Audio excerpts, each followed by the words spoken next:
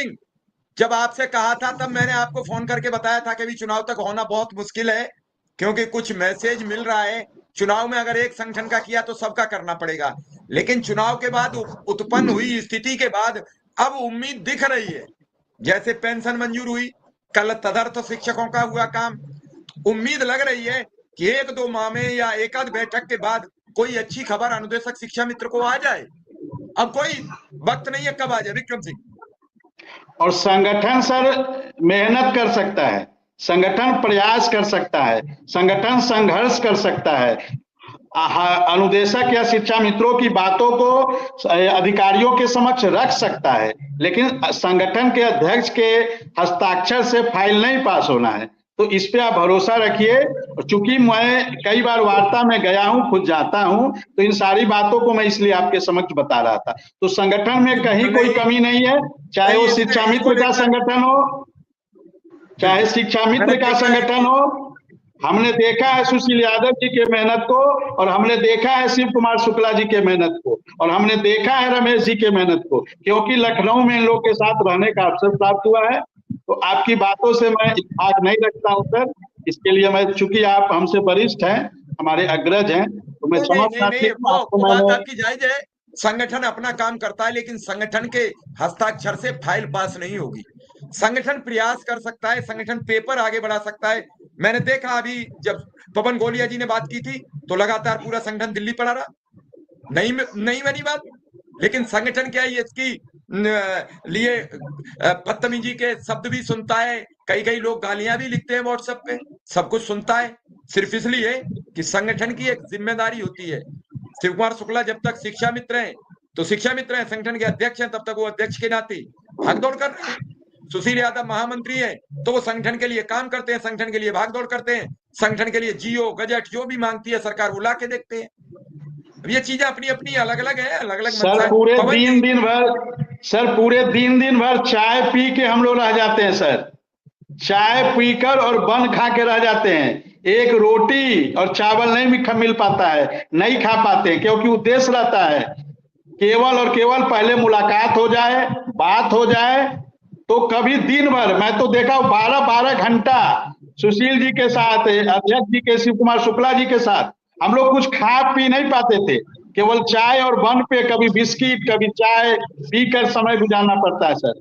तो ये पीड़ा अब लोग नहीं समझते हो, ना समझे, लेकिन बहुत सर मेहनत में कहीं कोई किसी के कमी नहीं है, चाहे शिक्षा मित्र संगठन हो, चाहे, चूंकि शिक्षा मित्र। नमस्कार साथियों, स्वागत है आप सभी का आज की इस नए वीडियो में। ये वीडियो आप सभी शिक्षा मित्र साथियों के लिए बेहद ही महत्वपूर्ण होने वाली है। हाल ही के अंदर की कुछ खबरें हैं जो कि इस वीडियो के माध्यम से आप सभी के बीच में साझा करेंगे। सभी साथियों से एक अनुरोध है, वीडियो को आप पूरा देखें। चैनल को अभी तक आपने सब्सक्राइब नहीं किया है, तुरंत ही इसे आप सब्सक्राइब भी कर लें। अब चलते हैं अपडेट पर। हमारे बड़े भाई हैं तो हम पीड़ा को देखे हैं सर, लेकिन हम लोगों के हस्ताक्षर से फाइल नहीं पास होनी है। हम लोग प्रयास कर सकते हैं, हम लोग अपनी बात रख सकते हैं सर। जी बिल्कुल। पवन गोलिया जी, फिर हम महेश उपाध्याय जी के पास जाएंगे। पवन गोलिया जी, अभी जो बातचीत हुई वो फिर दूसरे लहजे में चली गई। हमने जानकारी चाहिए थी कि कोर्ट का क्या मसला है। बात संगठन और आपसी विरोधाभास, ये सब कब होता है? जब लोगों को न्याय मिलने में देरी होती है, लोगों का भरोसा उठने लगता है, विश्वास डगमगा जाता है, बड़ी मुश्किल से कोई किसी पर विश्वास करता है। पवन गोलिया जी, एक दिन आपने हमें फोन पर बताई कि ऐसे ऐसे समस्या है, कोर्ट से कुछ राहत मिल सकती है। मैंने आपके साथ मिलकर पूरी मदद करने का प्रयास किया, मदद उस स्तर तक हुई, लोग आपके साथ जुड़े, आपने जो करना था वो किया, लेकिन नहीं राहत मिली। तो क्या इसके लिए पूरा दोष आपके माथे पर मढ़ा जाए? नहीं, कोर्ट है, किसे न्याय देगा, किसके साथ क्या करेगा। तो पवन जी, ये सब बातें भी आपसी कमजोरी और आपसी एक जो एकजुटता होती है उसे विरोधाभासी और दूर करती हैं, उसे कमजोर करती हैं। सर, चूंकि जो लोग प्रयास करते हैं, जिम्मेदारी लेते हैं, तो उन पर आरोप प्रत्यारोप लगते रहते हैं, इसमें कोई बात है नहीं।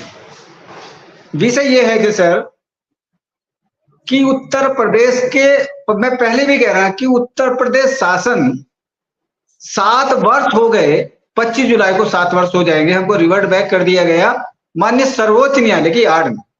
मैं सर ये बताना चाहता हूं कि सरकार की संवेदनाएं और हमारे प्रति नगण्य रही, शून्य रही।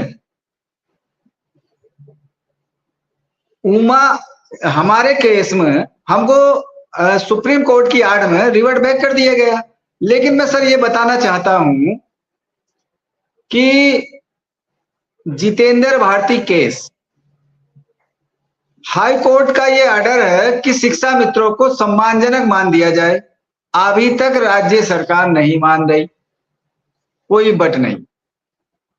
भोला शुक्ला के सर्वोच्च न्यायालय का पूरी उसमें सिस्टम दिया कि भाई आप इनको कैसे नियमित करेंगे, सर्वोच्च न्यायालय का ऑर्डर है, वो स्टेट गवर्नमेंट नहीं मान रही।